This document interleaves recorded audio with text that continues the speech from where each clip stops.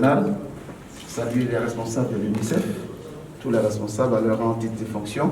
Saluer la présidente du directeur général de l'OASU et surtout saluer la présence de l'ambassadrice de l'UNICEF, la très dynamique et rayonnante Muriel Aoré.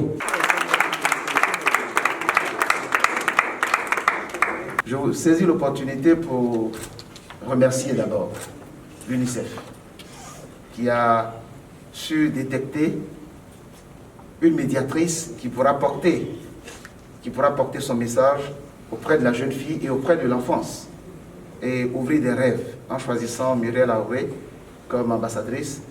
Cela touche le cœur même de ce que nous voulons faire comme promotion de la jeune fille, mais surtout touche le milieu du sport. Et je voudrais m'en réjouir en ma qualité de ministre en charge du sport et vous dire merci au nom de l'ensemble des sportifs pour cette marque de considération que vous donnez aux acteurs et aux athlètes du sport. Ceci étant, j'ai écouté le plaidoyer de nos jeunes filles et je voudrais dire trois choses pour situer le contexte. Elles ont raison. Le gouvernement a pensé à une loi sur le sport qui n'existait pas. Une loi qui permettra au sport de sortir de l'informel. Parce que si nous voulons que le sport puisse servir de rampe de lancement social aux jeunes, il faut créer un environnement nouveau, un environnement sécurisé. Parce que le président de la République a voulu que le sport soit un des piliers de notre marche vers ce qu'on a appelé l'émergence. Mais pour ce faire, il fallait sortir de l'informel, pour que le sport devienne structuré et appelle des partenaires sérieux, appelle des investisseurs. C'est pourquoi, là, en 2014, vous voyez que depuis 60, c'est en 2014 qu'une loi a été faite pour le sport. Malheureusement, cette loi, comme l'a dit la jeune fille, est restée sans application. C'est seulement quand j'ai été porté à la tête du département que le Premier ministre Amadou Coulibaly m'a dit « Sortons le sport de l'informel. Faisons en sorte que le sport devienne une source de création de richesses, d'opportunités pour les jeunes et que le sport soit mieux structuré. » Alors, j'ai décidé de faire en sorte que cette loi rentre en vigueur et cette loi est rentrée en vigueur malgré les entraves depuis 2019. Elle est rentrée en application comment? Faire en sorte que les fédérations aient un agrément, soient reconnues. Que les fédérations aient une délégation de pouvoir. Parce que c'est les fédérations qui mettent en œuvre la politique du sport. Il faut qu'ils aient des délégations de pouvoir claires. Il faut qu'on les transfère à la puissance publique. Et troisièmement, il faut faire en sorte que les fédérations aient un contrat d'objectif. En leur donnant le pouvoir d'organiser la filière, par exemple, de l'athlétisme, quel est l'objectif qu'on leur fixe? Et quels sont les moyens qu'on met à leur disposition? Donc tout ça aujourd'hui, la loi sur le sport est rentrée en application. Les fédérations ont un agrément, une délégation de pouvoir et surtout ont un contrat d'objectif. Maintenant, derrière, il faut que le gouvernement joue sa partition. Donc on arrive sur la problématique qui est posée.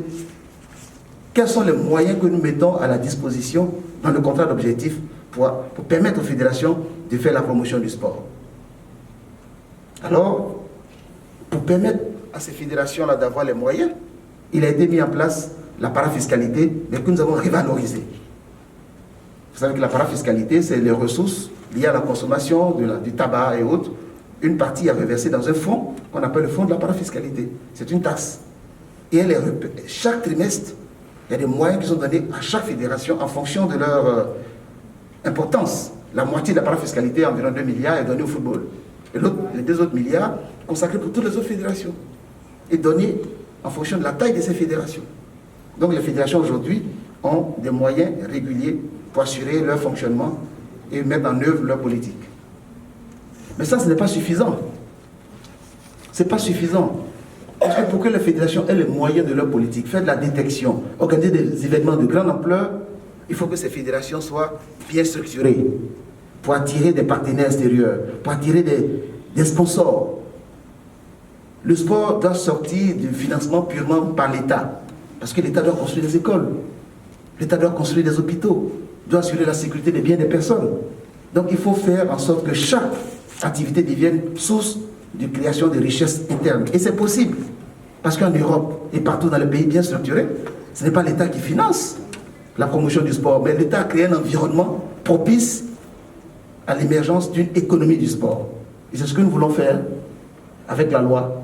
Maintenant, il faut faire preuve d'imagination, d'ingéniosité de la part des animateurs de la vie sportive. Sortir des anciens réflexes d'attendre tout de l'État. L'État doit faire deux choses importantes. Créer un environnement avec la loi, mais surtout mettre en place des infrastructures.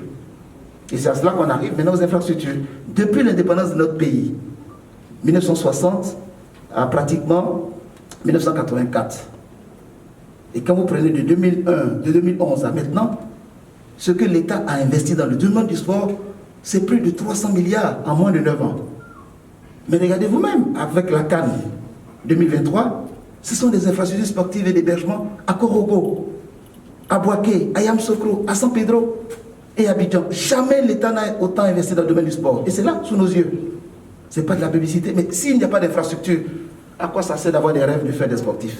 À rien du tout. Aujourd'hui, vous faites partie d'une génération qui va hériter d'investissements structurants importants dans le domaine du sport. Ça, ce sont des réalités, ça y est là aujourd'hui. Ce qui n'existait pas il y a 10 ans. Ça, c'est la première des choses, les infrastructures. Mais ce n'est même pas tout avec l'infrastructure de la CAN.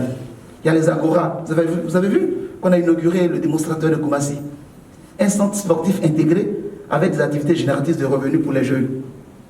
Et là, la France s'est engagée, le président Macron a pris l'engagement d'en faire automatiquement 17 années. Et les 17 milliards viennent d'être mis en œuvre. Et nous devons signer la convention peut-être la semaine prochaine pour commencer à réaliser ces 10 Agora dans la Côte d'Ivoire, pour donner l'égalité de chance aux jeunes qui veulent avoir accès au métier du sport. Ça, ce sont des réalités au niveau des infrastructures. Et pour aller plus loin, l'État lui-même a décidé, pour la décennie à venir, d'investir dans ce qu'on appelle le PRECI, un programme de rénovation des infrastructures sportives sur toute la Côte d'Ivoire. De telle sorte que dans toutes les villes, les 201 communes, il y ait des stades de proximité. Dans les villes régionales, qu'on réhabilite les stades qui avaient été laissés par le président Félix Houphouët-Boigny lors des fêtes tournantes et qu'on a créé de nouvelles infrastructures. C'est des programmes pour près de 100 milliards sur les 10 prochaines années. Quand vous mettez tout ça en bout, c'est la renaissance des infrastructures sportives et à partir de ce moment-là, on peut parler d'économie du sport, on peut parler maintenant de la mise en place des procédures pour l'animation sportive. Je salue la présence du directeur général de l'OASU. On a compris que le sport a quelque chose d'important dans le contexte de notre pays actuel. C'est à travers la jeunesse qu'on peut préparer l'avenir de demain. Or, si cette jeunesse est déréglée, et n'a pas de repères, elle est désœuvrée, elle est désaxée, nous allons avoir des difficultés importantes. C'est pourquoi nous avons instruit l'OASU de reprendre ces activités qui avaient été désorganisées par l'absence d'infrastructures dans les collèges, dans les lycées, à l'université, mais surtout qui avaient été désaxées par la politique à l'école et la crise qu'on a connue qui a impacté aussi l'école. Aujourd'hui, avec sérénité, on a repris les activités de l'OASU, tranquillement. On est en train de refaire les infrastructures dans les écoles et à l'occasion de la CAN 2023, tous les stades d'entraînement ont été faits dans les lycées et collèges. Pour qu'après la CAN, il y ait des infrastructures dans les écoles. Voilà ce que je peux dire d'une manière générale. Maintenant, revenons à quelques aspects de votre plaidoyer. J'ai été très touché par ce que vous avez dit. Parce que quand on voit ça de loin, on a l'impression que tout est perdu. Mais avec ce que je viens de vous dire, vous pouvez vous dire que l'espoir est permis. L'espoir est permis.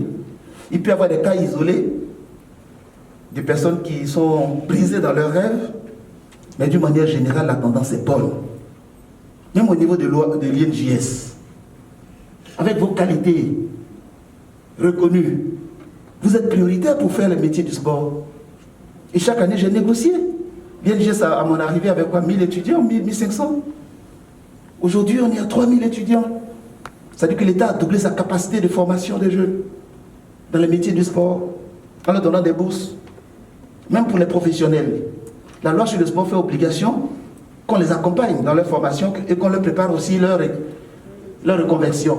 Parce que beaucoup finissent par faire du sport et puis à la fin, quand ils ont fini d'être athlètes, ils se retrouvent à la rue. Désormais, ils peuvent rentrer dans le métier du sport pour se reconvertir. C'est ce qu'on a fait pour Babirut et pour Cissé Chek. Et qu'on fera pour tous ceux qui veulent faire du sport de haut niveau. C'est pour vous dire que l'espoir est permis. L'espoir est permis. Et ça, ce ne sont pas des discours, ce sont des actes que nous avons mis en place. Et je veux saisir l'opportunité pour vous dire de sortir de l'attentisme. Parce que le gouvernement veut et investit beaucoup dans les infrastructures sportives. C'est là, sous nos yeux. Il nous reste à trouver le mécanisme pour que, entre la formation qui est faite à l'INJS, la détection qui doit être faite par les différentes fédérations, on puisse faire l'adéquation, rapidement, pour ne pas laisser de côté des compétences que nous recherchons. Si nous voulons avoir demain beaucoup de Muriel Aouré, il faut faire la détection et leur donner l'opportunité.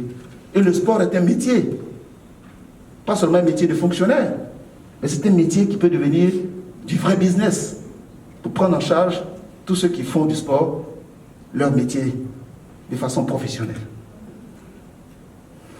Donc je voulais vous dire que la vie, il n'y a pas de succès sans effort. Il n'y a pas de succès sans effort. Il n'y a pas de succès sans effort. Il n'y a pas aussi de salut sans, j'ai failli dire, sans chemin de croix. Vous êtes obligé de passer par des moments de difficulté, des moments souvent terribles. Mais vous devez garder l'espoir et vous dire que la lumière est possible. Regardez les repères qu'on vous a donnés aujourd'hui. Ne pensez pas que Muriel est sortie comme ça d'une génération spontanée. Elle a traversé des moments de doute. Elle a traversé des moments de faiblesse. Mais au bout de l'effort, aujourd'hui, elle est parvenue à atteindre un objectif et qui assure son rayonnement personnel et individuel. Et je suis sûr que parmi vous, on trouvera quelques-unes qui seront des étoiles de demain, puis on trouvera quelques-unes qui vont conseiller d'autres, en devenant des professeurs, en devenant des encadreurs. Et notre rôle, c'est de faire en sorte que vous ayez ces opportunités. Et je peux vous dire qu'aujourd'hui, ces opportunités sont là, sous vos yeux. Les infrastructures de la CAN vont finir dans 2 ans. On vient d'inaugurer le stade olympique Hassan Ouattara de Pimpé, où il y a une piste d'athlétisme extraordinaire. Donc, tout est là. Pour le reste, sachez, et je vais terminer là-dessus, que nous avons inscrit la construction du lycée sport-études de Boaké comme une priorité pour l'année prochaine. Et c'est réservé essentiellement pour les lycées. Le DG de l'OHU est là, on a le terrain, on est en train de payer les droits coutumiers, et le financement vient d'être inscrit au niveau du CDD. Donc c'est pour dire que c'est quelque chose qui va être réel. Et nous allons aller plus loin. Dans tous les collèges et dans tous les lycées, comme on n'a plus le système des internats qui a existé par le passé, qui a développé le sport en milieu scolaire universitaire, aujourd'hui, nous voulons faire en sorte qu'il y ait de la détection des talents dans tous les lycées et qu'on puisse créer la jonction dans les curricula de formation de l'INJS. Donc je voulais terminer en vous disant que votre plaidoyer est bienvenu. Il est bienvenu dans le cadre de l'UNICEF, mais il doit être bienvenu dans le cadre de la plateforme que nous avons mis en place entre le ministère de l'Éducation nationale et le ministère des Sports, piloté par l'inspection générale de l'Éducation nationale, l'inspection générale du ministère des Sports. C'est une plateforme validée par Madame la ministre Kandia et moi-même, pour que, désormais, de la même manière que nous détectons les talents à l'école, pour ceux qui veulent faire la menuiserie, l'horlogerie, qui veulent faire des études classiques, si nous avons des talents sportifs, nous puissions les orienter vers le sport-études. Alors que Dieu vous soutienne, qu'il vous encourage, que Dieu fasse en sorte que la paix règne dans notre pays, parce qu'avec la paix, nous pourrons construire tous nos rêves. Je vous remercie.